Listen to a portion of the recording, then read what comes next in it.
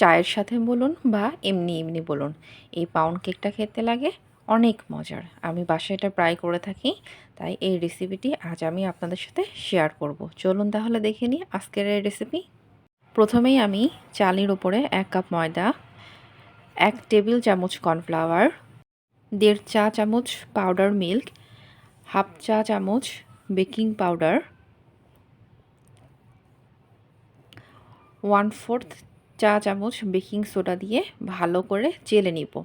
আপনারা অবশ্যই এই উপকরণটি চেলে নেবেন। এবার আমি অন্য পাত্রে 2টা ডিম ভেঙে নিলাম। এখন আমি এই 2টা ডিমের মধ্যে দিয়ে দিব 3/4 কাপ চিনি। এখন এই চিনিটা দিয়ে আমি ভালোভাবে বিট করে নিব যতক্ষণ না চিনিগুলো না গলে। এই যে দেখেন, আমি 1 মিনিট লো স্পিডে বিট করার পরে মিডিয়াম স্পিডে ভালো করে বিট করে নিচ্ছি। বিট করতে করতে এরকম যখন ফোম এক ভাব চলে আসবে, তখনই বুঝবেন আপনার ক্রিমটা রেডি হয়ে গেছে।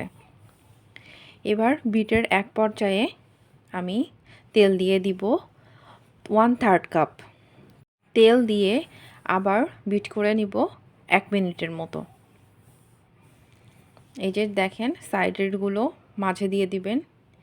এবার এই ডিমের ব্যাটারের মধ্যে আমি ময়দাগুলো দিয়ে ভালোভাবে মিশিয়ে নিব।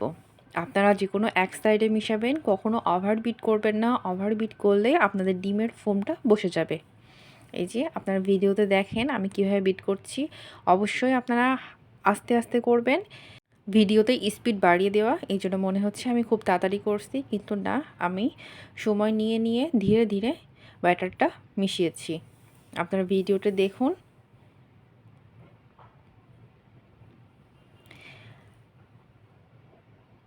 এবার এই পর্যায়ে দিয়ে দিব 1/3 কাপ দুধ, লিকুইড দুধ।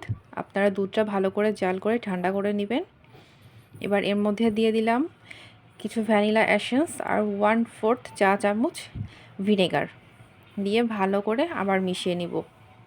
এবার অন্য একটি মোল্ড আমি আগে থেকে রেডি করে রেখেছিলাম। এবার ওই মোল্ডে কেকের ব্যাটারটা ভালো করে দিয়ে এভাবে কাঠি দিয়ে নেড়ে একটু ঝাঁকিয়ে নিব, ট্যাপ ট্যাপ করে নিব যাতে ভিতরে কোনো লাম্পস না থাকে। এবার 5 মিনিট প্রিহিট করা হাঁড়িতে কেকের মোল্ডটা দিয়ে 45 মিনিট পরে এই যে আমার কেকটা রেডি হয়ে গিয়েছে। মিডিয়াম টু লো এর মাঝে তাপমাত্রা রাখবেন, তাহলে আপনাদের কেকটা এরকম সুন্দর হবে। রেসিপিটি কেমন লাগলো অবশ্যই কমেন্ট সেকশনে জানাবেন। আজ এ পর্যন্তই। আল্লাহ হাফেজ।